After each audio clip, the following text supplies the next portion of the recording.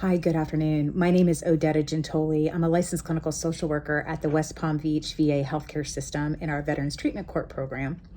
I'm also a doctoral student at Aspen University who is studying with a doctorate in education with a focus on leadership and learning, focusing on organizational psychology. I'm here today to talk to you about neuroscience and neuroleadership. So a little bit of history. When I was an undergrad, I was pre-med because I wanted to be a neurologist. I loved the way the brain worked. I loved the study of the brain. I loved learning about it. I was my first semester of my freshman year of college, and I was sitting there in my first bio lab class, which probably a couple months into college, and we were tasked with cutting open a frog. Well, as soon as my knife hit that frog, I ended up on the floor, passed out. So anything to have to do with cutting somebody open, blood, anything like that, realized it really wasn't my forte, and that was not going to get me very far in being a neurologist and going to med school. So I changed my learning into psychology. I have my bachelor's in psychology, which still had a lot to do with study of the brain and different diagnoses, mental health issues, which led me later on to get into social work just because of the billing. You can bill insurance a little bit more when you're a licensed clinical social worker back then.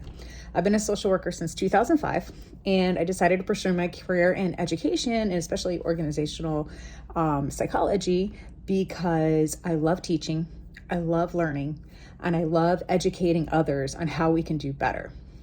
So today, talking about neuroscience and neuroleadership. Neuroscience is the discovery of how the brain functions. We've been studying how the brain functions since 4000 before Christ era.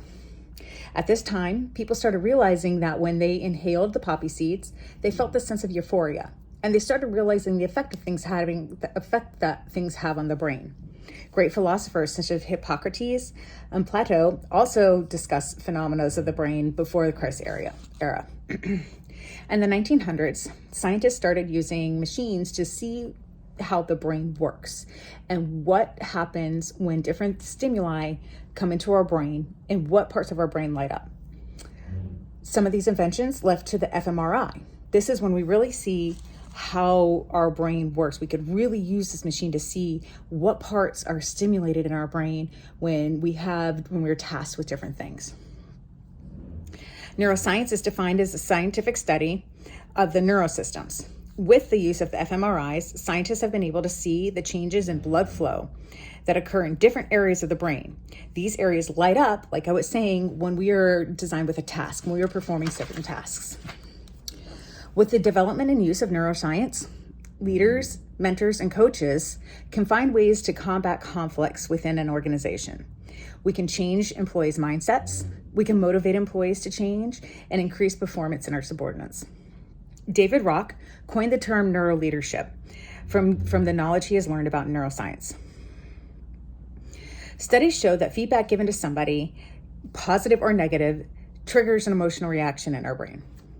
When the feedback is negative, it actually triggers a part of our brain that is stimulated when we have pain.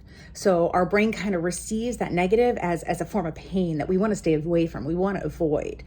Change a lot of times is viewed as negative. When the feedback is positive, when we get something positive, it triggers the part of our brain that leads us to be more creative and more innovative, and we're more open to ideas and more open to motivate and change. The use of neuroleadership enhances leadership development, strategy, change management with education and coaching.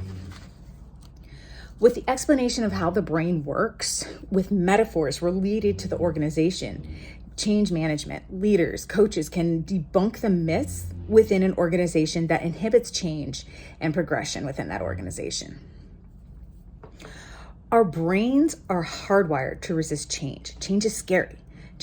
We're afraid of change. We don't know where to lead. It causes all these anxieties for us. Fear and anxiety activate our amygdala, which is a part of our brain that lights up whenever we have something fearful, that we're anxious about something. When it is altered, a person's ability to think clearly or to be creative is inhibited. So when we're having these fear and anxieties, that amygdala, it stops us from being able to really think clearly, really think outside the box, be creative, be innovative. Leaders, when they learn about ways to reduce the simulation of the amygdala, so you learn ways to reduce anxiety and anger and fear within our employees, we can do that by learning positive ways to communicate with them. If we learn the ways to communicate with our employees, that part of our brain won't be affected as much, and our employees will be less resistant to change and actually be more creative.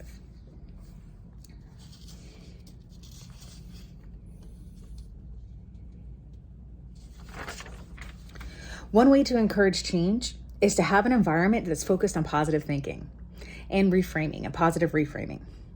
Being optimistic, having a supportive, optimistic environment, and exhibiting optimism when you're leading and just your day-to-day actions can help increase in creative thinking and motivate change within our employees. I know. Often people hear the word optimism and they think it's some sort of hippy-dippy, it's not realistic, right?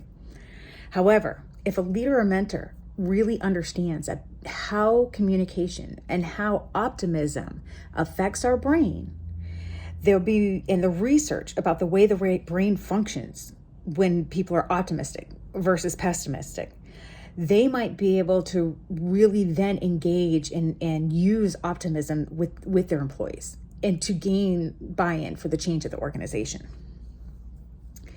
And it can be a top-down thing. If our leaders start talking positively, communicating positively and optimistically, then our employees might start doing it as well. These things, because our brain is hardwired, like we said, for fear and anxiety with change, it's going to take time for people to learn how to be optimistic and to exhibit optimism within an organization. The VA is a very, very unique place to work. We're a hospital. We're filled with multiple disciplinaries. We have MDs, we have doctors, we have psychiatrists, we have neurologists, we have cardiologists, we have psychologists, we have social workers, we have nurses, and we have our administrative staff. We have all these different disciplines that we work with. We also work in a very, very political environment, which can be very, very negative,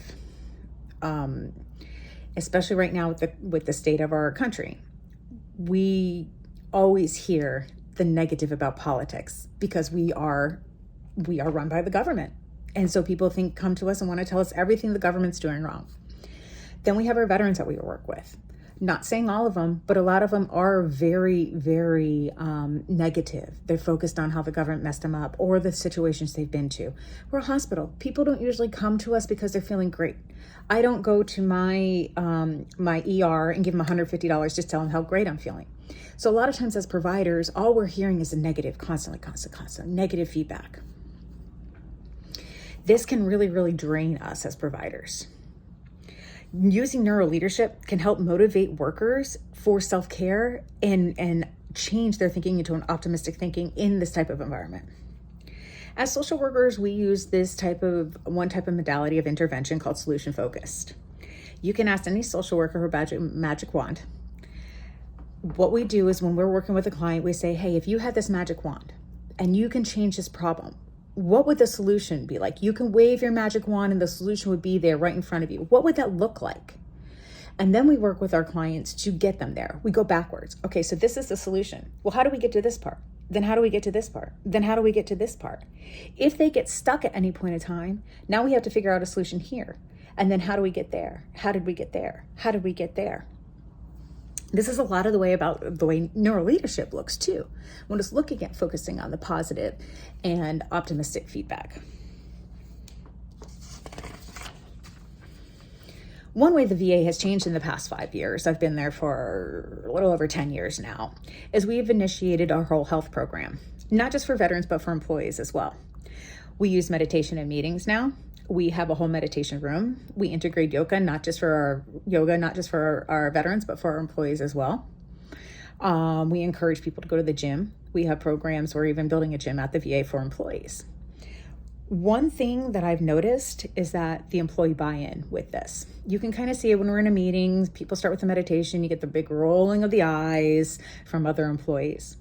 I think if we can integrate this neuroleadership into our amongst our leadership here and amongst our employees, if they really see how thinking positively and using this meditation can really clear your mind, and the way the mind works and the way the brain chemistry works and how it changes. We all have a little bit of biology in our background, working at the VA, being the professionals we are.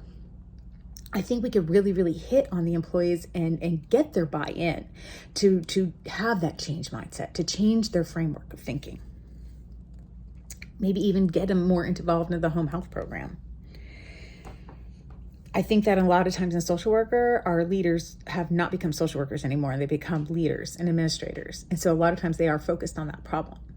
And I think maybe even developing a program where you have a coach, maybe myself over the years, come in and really focus on how their communication affects their employees' brains and affects the way they work, and how changing that mindset and changing the way the leaders lead will eventually have a top-down way of how the employees do their job performance. Because in the end, we're all here to serve the veteran. And why not find the best ways to serve the veteran? Thank you.